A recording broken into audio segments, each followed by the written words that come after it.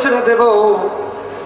আল্লাহর নবী সাল্লাল্লাহু আলাইহি ওয়াসাল্লাম যখন খোঁজার কথা বললেন, খুঁজতে খুঁজতে খুঁজতে খুঁজতে ওই পাহাড়ের চূড়া ওই প্রান্তে যেয়ে দেখে একটা লাশের টুকরা দেখা যায়। এখানে হাত কাটা, ওখানে পা কাটা, ওখানে যায় দেখে এরকম ভাবে একটা অঙ্গ প্রত্যঙ্গ ফেলানো। সামনে আগায় দেখে সিনাটা ফেরে কে যেন ভিতর থেকে কলিজা গুলো বের করে চিবায়া চিবায়া এদিকে সেদিকে ফেলাইছে। আর একটু সামনে নজর করে দেখে মাথা দেখা যায়। যখনই মাথাটা এমনি করে ধরছে, সঙ্গে সঙ্গে দেখে আমার নবীর আপন চাচা হযরতে আমির হামজার লাশ দেখা যায়। নবীর চাচার লাশটারি টুকরো টুকরো করা, এমনকি কলিজা ভিতর থেকে বের করে চিবায়া চিবায়া ফেলাইছে। আমার নবীর চাচার লাশ দেখে নবী হাউমাউ করে কেটে দিয়েছে। আমার নবী বলেছিলেন, আমিও যদি কাফেরদের একটা লাশ পাই 70 টুকরা করবো। আল্লাহ জিবরাইলকে পাঠিয়ে কয়, নবী গো, আপনারা রাহমাতুল লিল আলামিন, কসম করা ঠিক হয় নাই। পরবর্তীতে নবী কসমের কাফারাও দিয়েছেন। আমার নবীর চাচাকে যে হত্যা করেছিল হযরত ওয়াহশী মুসলমান হওয়ার পরে জিজ্ঞাসা করে, ওয়াহশী রে, কেমন করে আমার চাচার হত্যা করছিল একটু বল। ইয়া রাসূলুল্লাহ, ইয়া হাবিবাল্লাহ, আপনার চাচার হাত কাটছি, পা কাটছি, মাথা কাটছি, এরপরে কলিজা ফাইরা ভিতর থেকে সিনা ফাইরা কলিজা বাইর করে দাঁত দিয়ে চিবাইছি। নবীকে থাম থাম, আর বলিস না, শোন, তুই আমার চাচার হত্যাকারী। কালিমার গলায় রশি লাগাইছস, কালিমার রশি গলায় লাগাইছস, এই জন্য তোরে মাফ করে দিছি। তুই আমার সামনে বসবি না, কারণ তোরে দেখলে আমার চাচার হত্যা করে আমার চাচার কথা মনে পড়ে যায়। লাশ হইল 69টা, একটা লাশ পাওয়া যায় না। যে কথা বলার জন্য এতগুলো কথা, এইবার এক মহিলা দৌড়ে আইসা বলতেছে, আল্লাহর নবীর সাহাবীরা রে, আমার স্বামীকে গোসল ছাড়া দাফন করিও না। মহিলারা জিজ্ঞাসা করে, তোমার স্বামীকে? বলে, আমার স্বামী হলো হযরতে হানজালা রাদিয়াল্লাহু তাআলা আনহু। আল্লাহর নবীর কাছে গেছে, ইয়া রাসূলুল্লাহ, ইয়া হাবিবাল্লাহ, হযরতে হানজালা স্ত্রী এসে বলতেছে তার স্বামী নাকি তারে গোসল করায়া দাফন করতে হবে, কারণ শহীদদেরকে তো বিনা গোসলে দাফন করানো হয়। কিন্তু হানজালারে গোসলের কথা বলতেছে। কি বাবার কি হয়েছে? বলে, ইয়া রাসূলুল্লাহ, ইয়া হাবিবাল্লাহ, আমার সাথে রাত্র যাপন কইরা আমার স্বামী যখন গোসল করার জন্য পানির কিনারায় দাঁড়াইছে, কে যেন বলে, মদিনাবাসীরা কে কোথায় আছো? উহুদের ময়দানের দিকে যাও, আমার নবী নাই, আমার নবীরে কাফেররা হত্যা করে ফেলেছে। হযরতে হানজালা রাদিয়াল্লাহু তাআলা এই কথা শুইনা পাগলের মতো দৌড় দিয়ে কয়, বিবি রে, তরবারিটা দে, দেখা হবে হাসরের ময়দানে। এমন তো অবস্থার ভিতরে বিবি কয়, স্বামী আপনার না গোসল ফরজ হয়েছে? হযরতে হানজালা বলে, কার জন্য গোসল করব রে? আমার নবীরে নাকি কাফের মুশরিকরা হত্যা করে ফেলেছে। ওরে বিবি, দেখা হবে হাসরের ময়দানে রে বিবি, তরবারিটা দে। ঘোড়ার পিঠে সওয়ার হইয়া উহুদের ময়দানে যে ঝাঁপায়া পইরা যুদ্ধ করতে করতে হানজালাও শাহাদাত বরণ করছে। এখানে সংক্ষিপ্ত আকারে বলি, হানজালার লাশ খোঁজার জন্য আল্লাহর নবী বলে, লাশটা খোঁজো, ময়দানে লাশ পাওয়া যায় না। এমন তো অবস্থার ভিতরে নবী আমার ওই অবস্থায় দাঁড়ায় গেছে, হানজালার লাশটা কোথায় গেল রে? জিবরাইল আমিন এসে কয়, ইয়া রাসূলুল্লাহ, ইয়া হাবিবাল্লাহ, আপনি চিন্তা করিয়েন না, উপরের দিকে তাকায়া দেখেন, হযরতে হানজালার লাশটা আমার আল্লাহ আসমানে নিয়ে জান্নাতি পানি দিয়া গোসল করাইছে। ইয়া রাসূলুল্লাহ, ইয়া হাবিবাল্লাহ, আপনার প্রেমে পাগল হইয়া হযরতে হানজালা গোসল ফরজের কথা ভুলে গেছে। আমার আল্লাহ এই প্রেমার ভালোবাসা দেখা আরে আমার বন্ধুর প্রেমে পাগল হইয়া গোসল ফরজ এই গোসল পর্যন্ত করে নাই। যদি আমার আল্লাহ আমারে জিগায় হামজারা আমার বন্ধু উহুদের ময়দানে শহীদ, তুই গোসল করার জন্য ব্যস্ত, আমি কি জবাব দিব? পাগলের মতো সুইটা আইসা হামজালাও শাহাদাত বরণ করছে। এই জন্য আমার আল্লাহ হামজালার ভালোবাসার প্রতি খুশি হইয়া আমার আল্লাহ ভালোবাসা প্রকাশ করেছে। ফেরেশতা দিয়া হামজালার লাশটা জান্নাতে নিয়া জান্নাতি পানি দিয়া গোসল করাইছে। এই জন্য ভাইরা আমার, আল্লাহর নবীকে যারা ভালোবাসবে এদেরকে ভালোবাসা আল্লাহর উপরে ওয়াজিব হয়ে যায়। জোরে কন্যা সুবহানাল্লাহ। আপনারা কি আল্লাহর নবীর প্রেম আর ভালোবাসা দিলে নিয়া বাকি হায়াতের জিন্দেগি চলতে রাজি আছেন তো ইনশাআল্লাহ? কারা কারা রাজি আছেন দুটি হাত জায়গায় আল্লাহ রাখান। লিল্লাহি তাকবীর। আল্লাহ কবুল আর মঞ্জুর করে বলেন আমিন। আমার ভাইরা, আজকের এই মাহফিলে যিনি প্রধান আকর্ষণ তিনি ইতিমধ্যে মঞ্চে চলে আসছেন। আলহামদুলিল্লাহ, আওয়াজটা সুন্দর হয় নাই। আলহামদুলিল্লাহ, আওয়াজটা আর একটু জোরে হওয়া দরকার। কথা বলেন ঠিক কিনা? যেই আল্লাহ তাআলা মাগরিবের পূর্ব মুহূর্তেও বৃষ্টি দিয়েছিলেন, হ্যাঁ এত হরেন বাজায় কেন?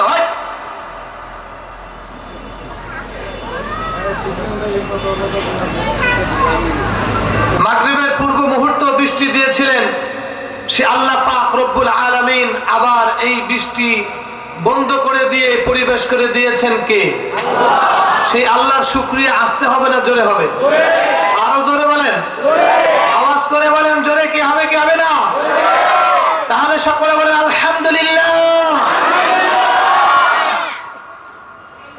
এই আজকের এই পরিবেশ তৈরি করে মুমিন মুত্তাকিদের ভিতরে একটা পরীক্ষা হচ্ছে। রাসূলের বংশের লোক, কুরাইশ বংশের একজন আলেম, বাংলাদেশে চিনে না আলেম ওলামারা এরকম নাই, হয়তো আপনারা সবাই চিনেন না, যে আল্লাহর নবীর বংশের একজন আলেম তিনি আসছেন। দেখি তার চেহারা দেখার জন্য এই বৃষ্টির ভিতরে বৃষ্টিকে উপেক্ষা করে কে কে যায়। এটা বড় ধরনের পরীক্ষা। কথা বলেন ঠিক কিনা? আমরা বুঝুক আসে আর না আসুক, এই যে বৃষ্টি আল্লাহ তাআলা দিয়েছেন এর ভিতরে অবশ্যই খায়র বরকত আছেন। কথা বলেন ঠিক কিনা? সুতরাং যারাই আল্লাহর নবীর প্রেম ভালোবাসা নিয়া, আল্লাহর মহব্বত দিলে নিয়া বুজুর্গ আলেমদের চেহারা, আল্লাহর নবীর বংশের লোক, বংশের একজন বুজুর্গ আলেমকে দেখার জন্য আসবে, নিঃসন্দেহে তারা ভাগ্যবান। ঠিক কিনা? আর যারা দাঁড়িয়ে আছেন তারা কত সময় পর চিন্তা করে হুজুর আসলে পর থেকে দেখে যাবো নাকি? যারা আছেন ভলান্টিয়ার ভাইরা, ওনাদেরকে আস্তে করে আদরের সাথে ধৈর্য একটু সামনে আগায়া দেন। আজকে যদি বৃষ্টি না হয়তো তাহলে দেখা যেত কত লোক সমাগম হয়ে গেছে, কিন্তু বৃষ্টি দিয়া পরীক্ষা চলতেছে। কথা বলেন ঠিক কিনা? এই জন্য আমার ভাইরা আজকের এই মাহফিলে আসতে পেরে খুশি না বেজার? আরো জোরে বলে। আমার ওয়াজ তো আপনারা সবসময় শোনেন, এর ম্যাক্সিমাম 3 ভাগের 2 ভাগে আমার মুসল্লি। তো আমি শুধু বসছি, যে আব্দুল কুদ্দুস বিপ্লবী হুজুর তার আর একটা মাহফিল আছে, চলে গেছে। আর যিনি আমাদের মেহমান আসছেন উনি খানা খাইতেছেন। এই মাঝখানে একটু আপনাদেরকে নিয়ে পরিবেশ তৈরি করার জন্য বসছি। আপনারা কি বিরক্ত হইতেছেন? হুজুরে আসার আগে একটা পরিবেশ তৈরি করে দেওয়ার দরকার আছে না? তাহলে আমরা যারা দাঁড়িয়ে আছি একটু বসি, অল্প সময় কিছু কথা বলতে বলতে হুজুর চলে আসবেন ইনশাআল্লাহ।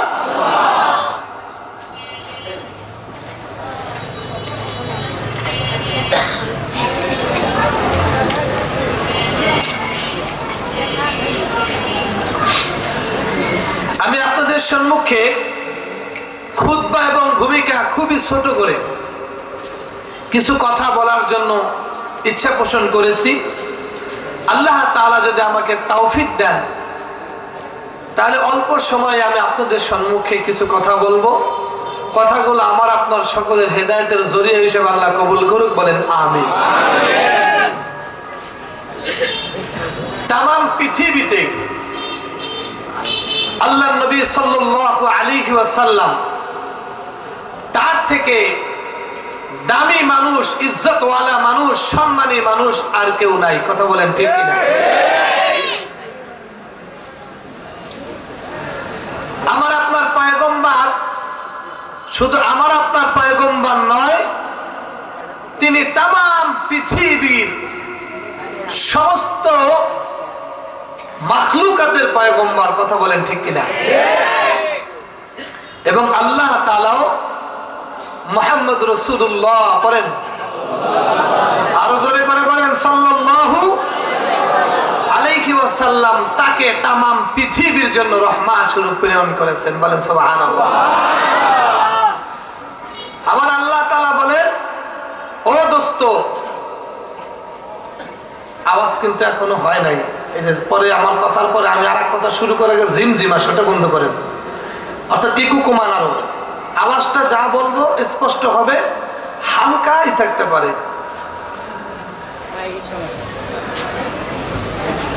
আল্লাহ তাআলা বলেন, আমি হলাম তামাম পৃথিবীর প্রতিপালক কে? রব্বুল আলামিন। আসেনি সূরার ভিতরে? কোন সূরায় পড়েন তো? আলহামদুলিল্লাহ পড়েন, আলহামদুলিল্লাহি রাব্বিল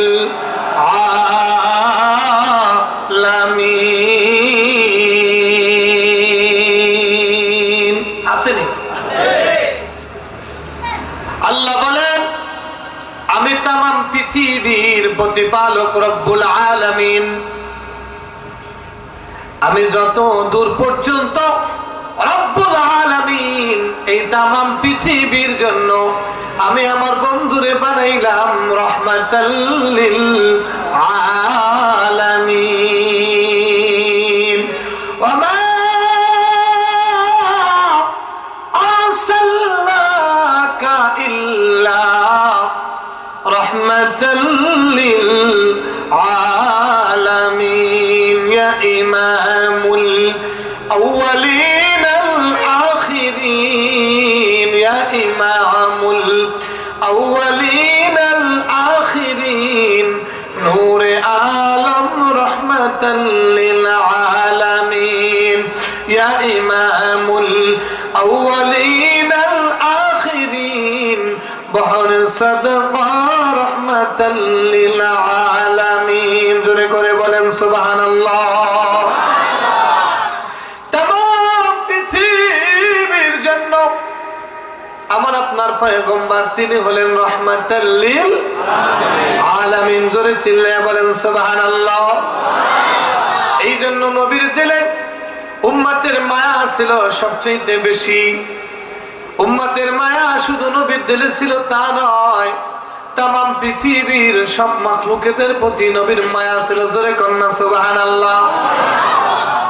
আমার ভাইরা, এই নবীকে যারা ভালোবাসবে, যারা নবীকে ভালোবাসবে, নবীকে যারা ভালোবাসবে, আমার আল্লাহ কয়, আমার বন্ধুরা যারা ভালোবাসে আমি আল্লাহ তাদেরকে ভালোবাসি। আমার বন্ধুরা যারা ভালোবাসে তাদেরকে ভালোবাসে আমি আল্লাহর উপরে ওয়াজিব হয়ে যায়। উদাহরণস্বরূপ আপনাদেরকে একটা ঘটনা শোনাই। আল্লাহর নবীর এক সাহাবী, ওই সাহাবীর নাম হলো হযরতে হানজালা রাদিয়াল্লাহু তাআলা আনহু। উহুদের ময়দানে যখন যুদ্ধ শুরু হয়ে গেল, এই যুদ্ধে প্রথম দিক দিয়ে মুসলমানরা বিজয় অর্জন করেছিলেন, কিন্তু আল্লাহর নবী সাল্লাল্লাহু আলাইহি ওয়াসাল্লাম বলেন, একটা ঘাঁটি, এই ঘাঁটিতে 50 জন সাহাবায়ে কেরামদেরকে রেখেছেন। তাদেরকে বলে দিয়েছেন, তোমরা এই ঘাঁটি থেকে কোন অবস্থায় আমি মুহাম্মাদের নির্দেশ না দেওয়া পর্যন্ত সরবা না। প্রথম দিক দিয়ে মুসলমানদের বিজয় হয়ে গেছে, কাফেররা পলায়ন করেছে। এমত অবস্থায় আল্লাহর নবী সাল্লাল্লাহু আলাইহি ওয়াসাল্লাম যে 50 জন সাহাবায়ে কেরাম একটা পাহাড়ের চূড়ায় একটা ঘাঁটিতে রেখেছেন। তারা যখন শুনলো মুসলমানদের বিজয় হয়ে গেছে, তো তারা বলল যে আমরা বিজয় লাভ করছি, সবাই গনিমতের মাল খুঁজতেছে, চলো আমরা যাও গনিমতের মাল খুঁজি। কিন্তু অনেক সাহাবায়ে কেরাম বলে না, কারণ হলো আল্লাহর নবী সাল্লাল্লাহু আলাইহি ওয়াসাল্লাম আমাদেরকে এখান থেকে যেতে নিষেধ করেছেন। আর কেউ কেউ বলে নবী তো বলেছিলেন ঠিক আছে, কিন্তু নবী কখনোর কথা বলেছিলেন যুদ্ধ শেষ হওয়া পর্যন্ত। যেহেতু যুদ্ধ শেষ হয়ে গেছে, মুসলমানরা বিজয়ী হয়ে গেছে, এখন আর ঘাঁটি ত্যাগ করলে অসুবিধা হবে না। আর একদল বলে না না, পয়গম্বর যেহেতু বলেছে তার নির্দেশ ছাড়া ঘাঁটি ত্যাগ করা যাবে না, সুতরাং পয়গম্বরের নির্দেশ না আসা পর্যন্ত এই জায়গার থেকে আমরা সরব না। দুটো দল হয়ে গেল। আল্লাহর নবী সাল্লাল্লাহু আলাইহি ওয়াসাল্লামের নির্দেশ মোতাবেক 7 জন সাহাবায়ে কেরাম ওখানে থাকলেন, আর 43 জন সাহাবায়ে কেরাম ওখান থেকে বের হয়ে তারা সামনের দিকে অগ্রসর হলেন। যখনই গনিমতের মাল খুঁজতেছে এই দিক দিয়া আবু সুফিয়ানের নেতৃত্বে, তাকায়া দেখে ওই ঘাঁটিটা ক্লিয়ার হয়ে গেছে। যখন দেখলো ঘাঁটি ক্লিয়ার হয়ে গেছে, তখনই তারা পিছন দিয়ে হামলা করার চিন্তা ভাবনা করলেন। এমনকি হামলা করার চিন্তা ভাবনা যখন করে আবু সুফিয়ানের নেতৃত্বে তারা যখন রওনা হয়ে গেল, ওই 7 জনকে শহীদ করে তারা ময়দানের ভিতরে ঢুকে গেল। ময়দানের ভিতরে ঢুকে অতর্কিত হামলা, সাহাবায়ে কেরাম তো প্রস্তুতিতে নাই। এই দিক দিয়ে সাহাবায়ে কেরামদের উপরে আক্রমণ শুরু হয়ে গেছে। সাহাবায়ে কেরামদের উপর আক্রমণ করে আল্লাহর নবীকে টার্গেট করেছে, আজকে মুহাম্মদকে দুনিয়া থেকে বিদায় করে দেবে। জোরে কান নাউজুবিল্লাহ। আল্লাহর নবী সাল্লাল্লাহু আলাইহি ওয়াসাল্লামকে টার্গেট করে কাফের মুশরিকরা তীর বল্লম নিক্ষেপ করা শুরু করে দিলেন।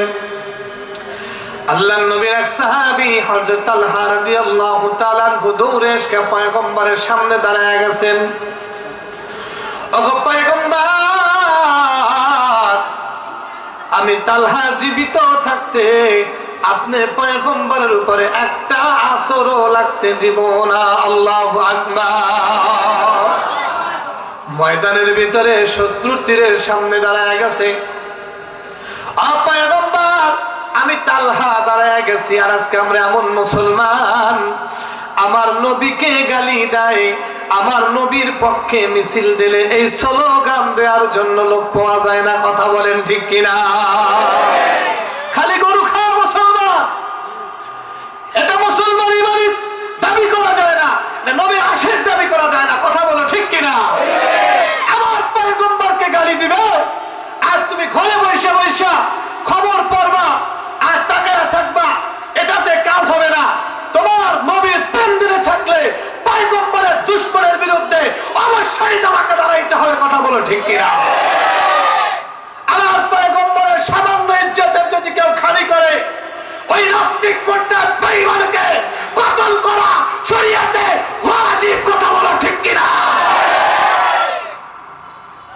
মুমিন হইতে হইলে তোমার দিলের ভিতরে সবচেয়ে বেশি মহব্বত থাকতে হবে আমার পয়গম্বরের। কথা বলো ঠিক কিনা? সাহাবায়ে কেরামরা দাঁড়ায় গেছে সিনা টান করে, ইয়া রাসূলুল্লাহ, আমি তালহা জীবিত থাকতে কাফেরের তীর আপনার কলিজায় লাগতে দিব না, দিব না, দিব না। আল্লাহু আকবার বলো। আর আমরা মুসলমানের সামনে নবীকে গালি দেয়, মুসলমানের জেনেটের ভিতরে ঢোকেই না যে নবীরে গালি দিয়েছে, এটা অপমানিত হয়েছে, এটা মনেই করে না। কথা বলেন ঠিক কিনা? জোরে বলতে হবে ঠিক কিনা? এই জন্য মুমিন মুসলমান হযরত ওমর ফারুক রাদিয়াল্লাহু তাআলা আনহু তাকে বলতেছে, আল্লাহর নবী, ওমর তুমি আমাকে কেমন মহব্বত করো? ওমর বলে, ইয়া রাসূলুল্লাহ, আমার ধন সম্পদ, টাকা পয়সা, বাড়ি গাড়ি যা আছে এই সব চাইতে আমি আপনার বেশি মহব্বত করি। জীবনের চাইতে বেশি মহব্বত করতে পারো না? ইয়া রাসূলুল্লাহ, জীবনের চাইতে বেশি মহব্বত করতে পারি না। বলে, এখনো পর্যন্ত প্রকৃত মুমিন হইতে পারো। হযরত ওমর রাদিয়াল্লাহু তাআলা আনহু 1-2 মিনিট চাদরটা দিয়ে ঢাইকা সুন্দর করে একটু চিন্তা ভাবনা করে 2 মিনিট পরে দাঁড়ায় গো, ইয়া রাসূলুল্লাহ, এই মুহূর্ত থেকে আমি ওমর আমার জীবনের চাইতো আপনি পয়গম্বরকে সবচেয়ে বেশি মহব্বত করি। সুবহানাল্লাহ। বলে ওমর, এই মাত্র তুমি প্রকৃত মুসলমান হইলা, নবীর আশেক হইলা, কারণ নবীকে ভালোবাসতে হবে জীবনের চাইতে বেশি। কথা বলেন ঠিক কিনা? আবার আপনার পয়গম্বর যদি আবার আপনার নারাজ হয়ে যায়, পয়গম্বরের সুপারিশ ব্যতীত একটা মানুষের জান্নাতে ঢুকতে পারবে না, পারবে না, পারবে না। সুতরাং পয়গম্বরের দুশমনদের ব্যাপারে হুঙ্কার দিতে কিসের এত ভয়? আমার পয়গম্বরের জন্য জীবন দিয়ে তো জান্নাত অপেক্ষা করতেছে। আওয়াজ করে বলো নারায়ে তাকবীর। মুমিন মুসলমান, পয়গম্বরের জন্য যদি কেউ জীবন দিতে পারে, তার জন্য জান্নাত সোজা, তার জন্য জান্নাত সোজা, তার জন্য জান্নাত সোজা। সুবহানাল্লাহ জোরে করে বলে। আর পয়গম্বরের অপমানে যদি কারো দিল না কান্দে, মনে রাখো তুমি রাসূলের দুশমন, মুনাফিক, মুসলমান নয়। তোমার স্থান হবে জাহান্নামের তলদেশে। এই মুমিন মুসলমান, ভালো করে বুঝবা, আল্লাহর নবীর দিলে কষ্ট দিয়ে জান্নাতে যাওয়ার কোন সুযোগ আসেনি। জোরে বলেন নাই। এজন্য দিলের ভিতরে সবচেয়ে বেশি মহব্বত থাকতে হবে কার? সবচেয়ে বেশি মহব্বত থাকতে হবে আল্লাহর নবীর। চলে গেল সুবহানাল্লাহ। মুহাম্মাদের প্রেম দিলে থাকা, এটাই আল্লাহর প্রেম দিলে থাকা। আল্লাহু আকবার বলেন। কারণ আল্লাহ বলেন, আমার বন্ধুরে ভালোবাসলে আমি আল্লাহকে ভালোবাসা হয়। কুল ইন কুনতুম তুহিব্বুনাল্লাহা ফাত্তাবিউনি ইউহিব্বুকুমুল্লাহ ওয়া ইয়াগফির লাকুম যুনুবাকুম আল্লাহু গফুরুর রহিম। আল্লাহু আকবার বলেন। হে নবী, আপনি বলে দিন, আপনার উম্মতেরা যদি আমি আল্লাহকে ভালোবাসতে চাই, আমি আল্লাহকে পাইতে চাই, তারা যেন আপনার রাসূলকে ভালোবাসে, আপনার রাসূলের ইত্তেবা করে। আর আপনার রাসূলকে ভালোবাসলে আমি আল্লাহকে ভালোবাসা হবে। আর আমি আল্লাহকে যে ভালোবাসবে, আমি তাকেও ভালোবাসবো। সুবহানাল্লাহ বলেন। আর আমি তাকে ক্ষমা করে দেব। আস্তে করেন, কান জোরে কন। আল্লাহ তারে কি করবেন? আর একটা ভালোবাসবেন। কি করবেন? এই কথাটাই সামনে আগানোর জন্য চেষ্টা করতেছি। তালহা দাঁড়ায় গেছে পয়গম্বরের সামনে। আল্লাহ ভালো জানে আশেক মাসুকের খেলা। পয়গম্বরের দিকে তীর আসে, তালহা তীর লাফ দিয়ে হাত দিয়ে ঠেকায় দেয়। আল্লাহু আকবার বলেন। এই দিক দিয়ে তীর আসে, তালহা এই দিক দিয়ে যে ঠেকায় দেয়, তালহা বুকের ভিতরে তীর লাগে, বুকটা পাইটা দিয়ে ঠেকায়া দেয়। পয়গম্বরের গায়ে তীর লাগতে দেয় না। এক পর্যায়ে তালহার মনে হয়ে গেছে, আরে নবী তো পিছনে পড়ে গেছে, পয়গম্বর তো পিছনে ফেলানো ঠিক হচ্ছে না। এইবার তালহা নবীরে জড়ায়া ধরে ভুট হয়ে গেছে। পাহাড়ের পাথরের চূড়ায় নবীকে নিয়ে বুকের ভিতরে জড়ায়া বলে, পয়গম্বর আপনি লইলেন না, আমার হায়াত থাকতে আপনি পয়গম্বরের উপর আক্রমণ হবে আমি সইতে পারি না। আল্লাহু আকবার। তালহা শহীদ হয়ে গেছে। কাফেরদের এক প্রচন্ড আঘাত এসে আল্লাহর নবীর মাথার ভিতরে লেগেছে। এই ওগুলো বিশ্বাস কে? ওগুলো তো বিসমিল্লাহ লেখা আছে আরবিতে। উঠা উঠা সব। এই কাগজগুলোর ভিতরে বিসমিল্লাহ লেখা আছে আরবিতে। উঠান সব, সব উঠান। মাটিতে বসেন, সব উঠান।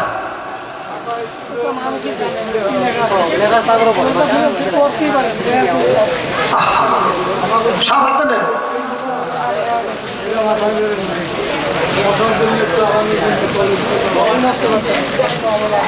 প্রচন্ড আঘাত এসে আল্লাহর নবী সাল্লাল্লাহু আলাইহি ওয়াসাল্লাম সরকার দো আলমের মাথার ভিতরে লাগলো। মাথার ভিতরে লোহার হেলমেট ছিল, হেলমেটটা ভেঙে দুটা টুকরো মাথার ভিতর ঢুকে গেল। চেহারার ভিতরে লেগে দুটা দাঁত মোবারক শহীদ হয়ে জমিনের ভিতরে পড়ে গেল। নবীর চেহারার ভিতরে দাঁত ভেঙে রক্তগুলো যেরকম ভাবে পানির মতো এরকম কলকল কলকল করে দাড়িগুলো ভিজে ভিজে রক্তগুলো পয়গম্বরের পাঞ্জাবিতে ভিজে ভিজে জমিনের ভিতরে পড়তে লাগলো। আমার নবী ব্যথা যন্ত্রণা সইতে না পেরে ওখানে পড়ে গেলেন, বেহুশ হয়ে গেলেন। কাফেররা ঘোষণা করছে মুহাম্মাদকে কতল করে ফেলেছি, মুহাম্মাদকে হত্যা করে ফেলেছি। জোরে কন্যা নাউজুবিল্লাহ।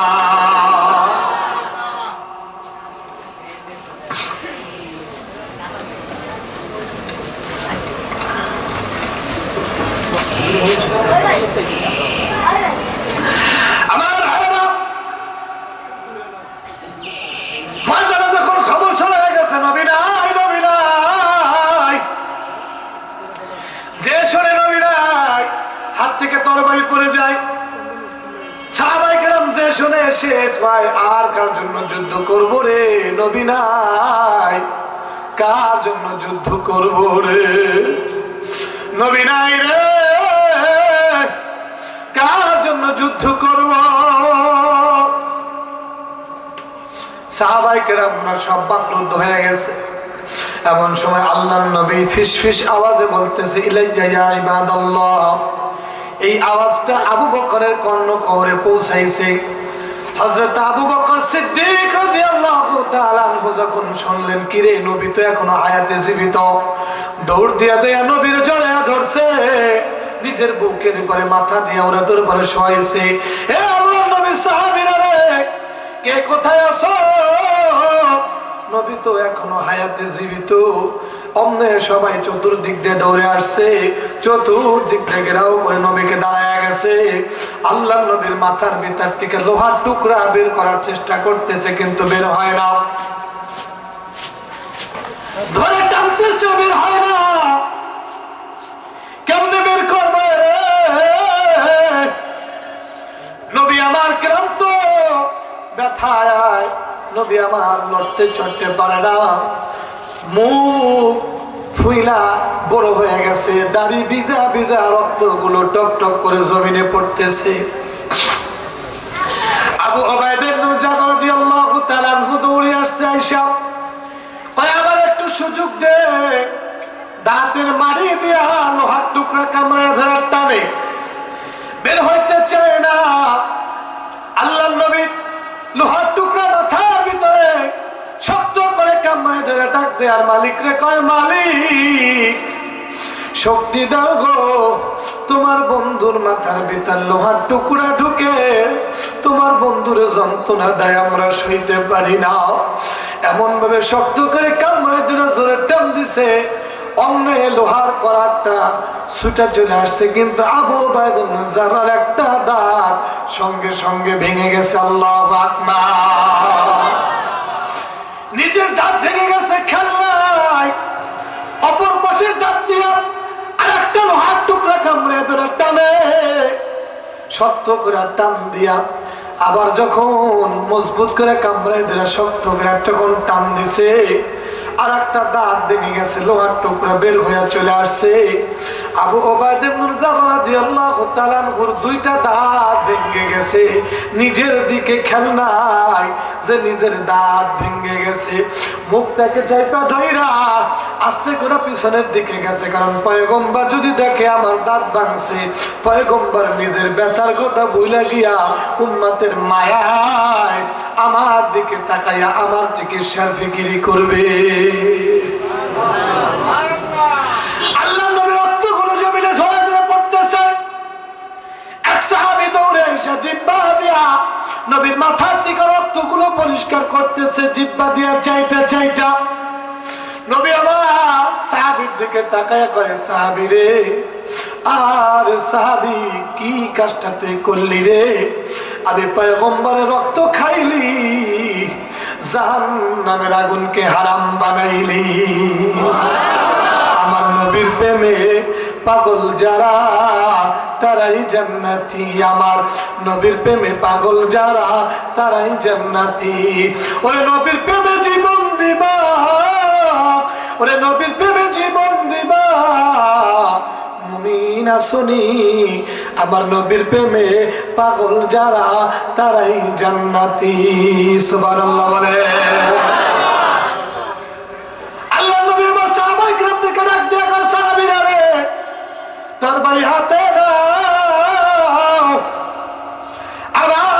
শুরু করে দাও। আবার যুদ্ধ শুরু করে দিয়েছে, মুসলমানরা বিজয় লাভ করেছে। আল্লাহ নবীর মাথার ভিতরে ব্যান্ডেজ ছেড়ে দেব।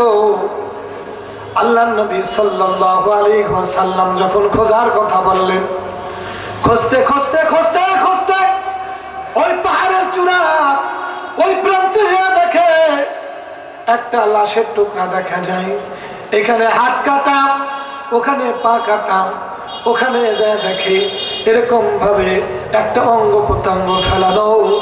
সামনে আগায়া দেখে সিনাটা ফেরে কে যেন ভিতর থেকে কলিজা গুলো বের করে চিবায়া চিবায়া এদিকে সেদিকে ফেলাইছে।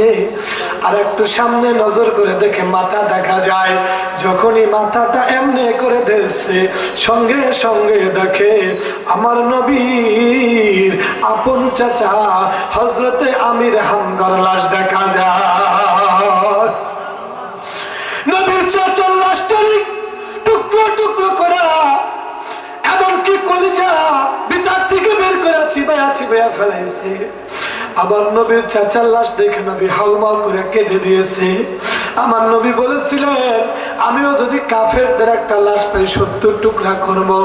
আল্লাহ জিবরাইলকে পাঠিয়ে কয়, নবী গো, আপনারা রাহমাতুল লিল আলামিন, কসম করা ঠিক হয় নাই।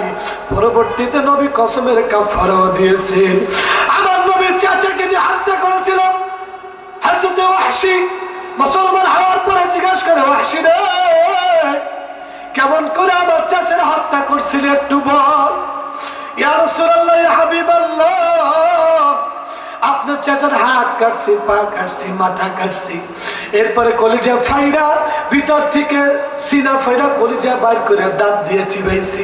নবীকে থাম থাম, আর বলিস না, শোন, তুই আমার চাচার হত্যাকারী।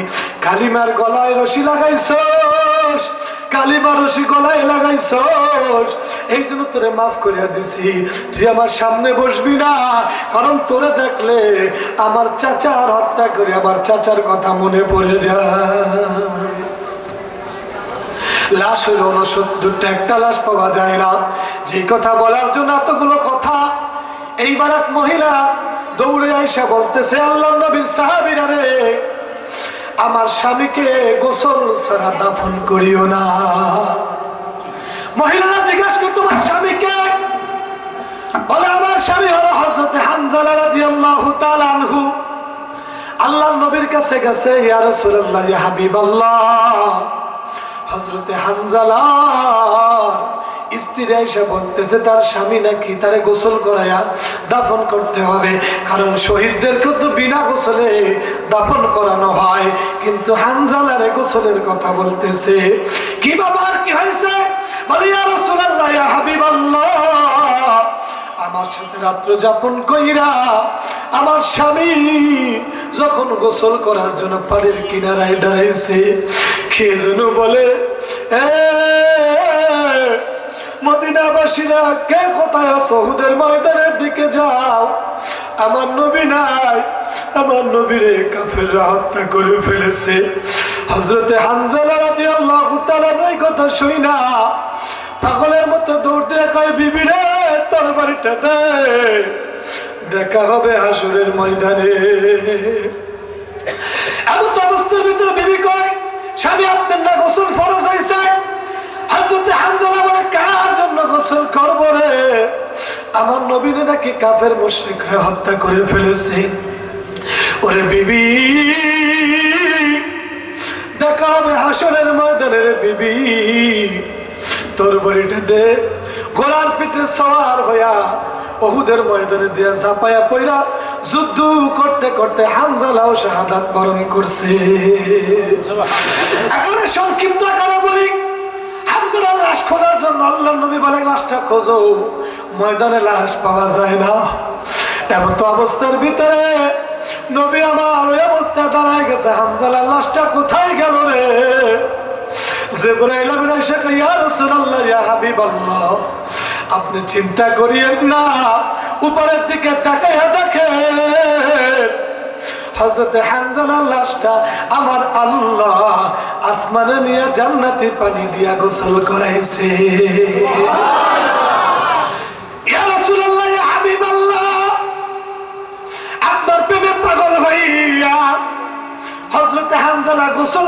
কথা ভুলে গেছে। আমার আল্লাহ এই প্রেমার ভালোবাসা দেখা আরে আমার বন্ধুর প্রেমে পাগল হইয়া গোসল ফরজ এই গোসল পর্যন্ত করে নাই।